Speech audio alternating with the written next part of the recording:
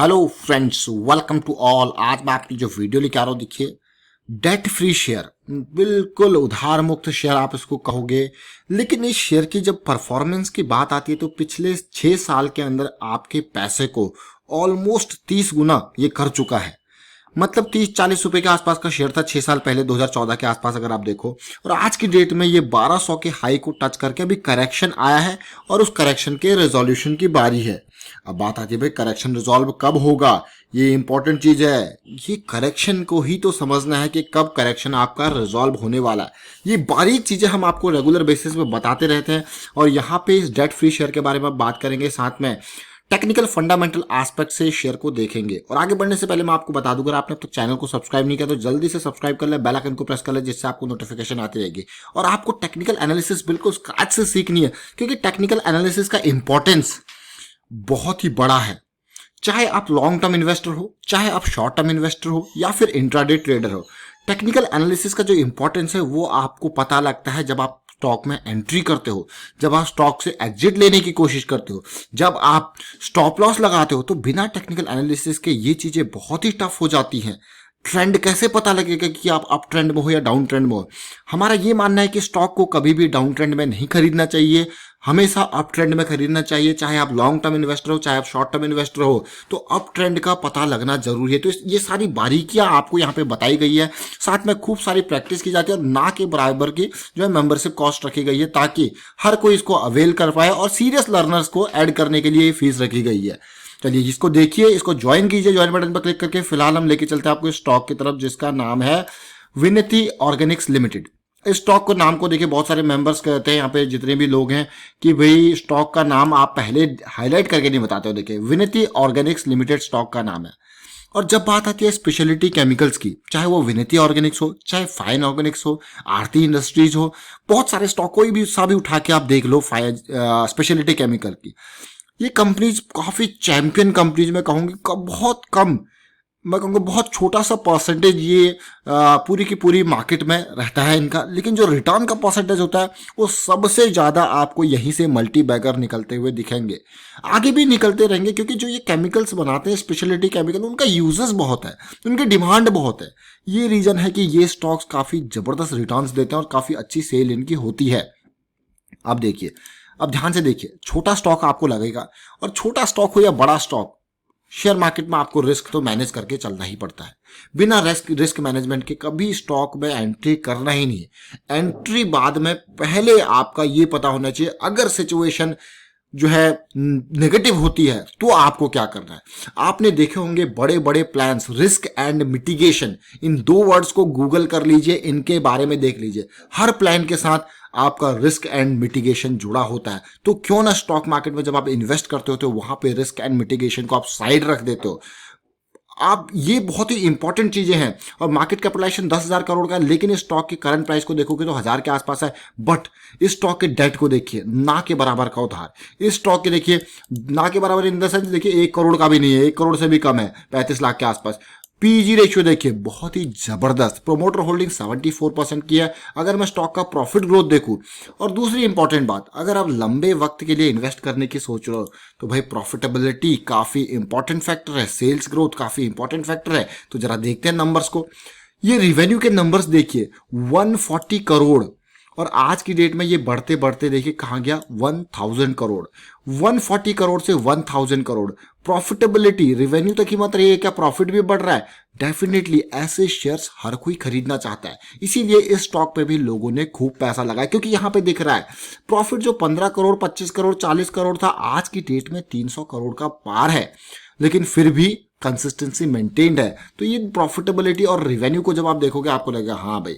Even stock के price का CAGR देखोगे तो पिछले 10 साल में ऑलमोस्ट 40% के सीएजीआर से इसने आपको रिटर्न दिया।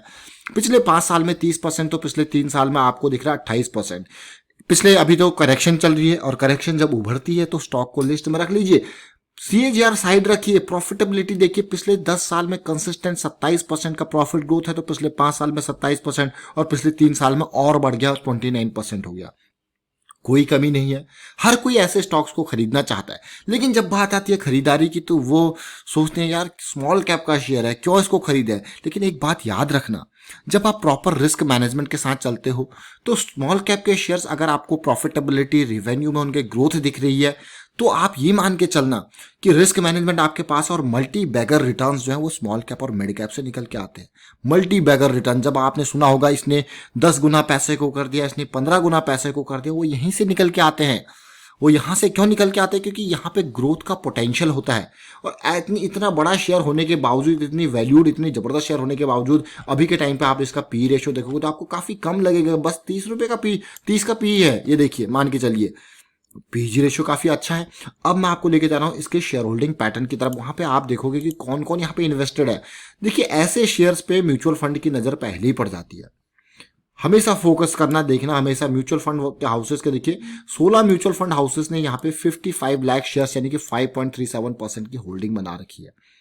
अगर बात करता हूं फॉरेन पोर्टफोलियो इन्वेस्टर, इनकी भी नजर इसमें है। देखिए 80 फॉरेन पोर्टफोलियो इन्वेस्टर के आसपास 52 लाख शेयर्स इनके पास है, 5% से ज्यादा की होल्डिंग इनकी भी है।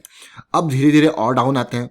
अब रिटेल इन्वेस्टर देखिए, अगर मैं यहाँ पे रिटेल इन्वेस्टर देखूं तो रिटेल इन्वेस्टर ने भी इसमें देखिए 37,000 रिटेल इन्वेस्टर्स हैं जिन्होंने 10% की होल्डिंग, 10 से 11% की इसमें होल्डिंग बना रखी है और 1 करोड़ से ज्यादा शेयर यहाँ पे खरीद के रखे हुए हैं। और कुछ बड़े शेयर होल्डर जिन्होंने 10 लाख शेयर है, 1% की होल्डिंग बड़े शेयर होल्डर की है।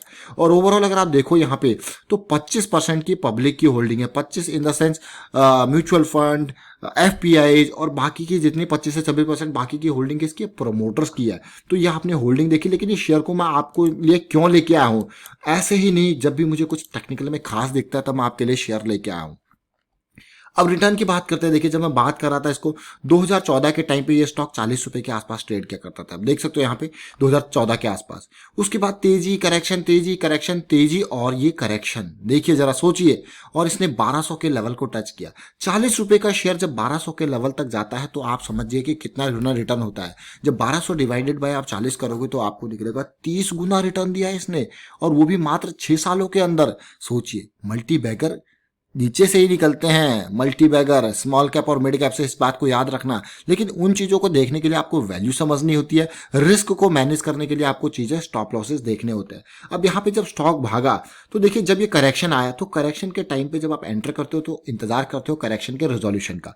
फिर से तेजी देखने को मिली, फिर करेक्शन आया, फिर से इंतजार करते हो करेक्शन के रेजोल्यूशन का। और अभी के टाइम फ्रेम में मैं आपके लिए स्टॉक इसलिए लेके आऊं क्योंकि अप्रैल के मंथ की तेजी के बाद, ऑल्दो इसमें मई और जून 2 महीने का ये जो है हॉल्ट पीरियड, मई के महीने में भी अच्छी तेजी थी देखिए, लेकिन उसके बाद जून में ये हॉल्ट पीरियड है। जिस करेक्शन की रिक्वायरमेंट थी वो करेक्शन का जो है इन प्रोग्रेस चल रहा है, मैं इसको कहूंगा, जो कि अच्छी बात है, पॉजिटिव बात है। अब कितना करेक्शन होता है, कब ये खत्म होता है, वो इंपॉर्टेंट बात है। अब मैं आपको स्टॉक में देखिए डिटेल में लेके जाता हूँ। इस स्टॉक की जब पिछली करेक्शन आई थी तो हमने मेंबर्स को अपडेट किया था और सबने उस करेक्शन का फायदा लिया था। ये पॉइंट है 650 के लेवल का इसने लो बनाया था। अभी रिसेंटली मार्च के महीने में तेजी आई थी, फिर से 2 हफ्ते की करेक्शन आया था, तेजी आया था, फिर से 2 हफ्ते का करेक्शन आया था। और जैसे ही ये करेक्शन रिजॉल्व हुआ था तो हमारे जो टेक्निकल एनालिसिस के मेंबर्स हैं हर किसी ने इसमें फायदा लिया था। स्टॉप लॉस तो उनके पास लिमिटेड था, लेकिन फायदा हर किसी ने 980 से इस स्टॉक का इतना फायदा लिया था कि 1080 के आसपास 100 रुपये पर शेयर की कमाई हर मेंबर ने यहाँ पे करी और टाइमली प्रॉफिट को बुक भी किया।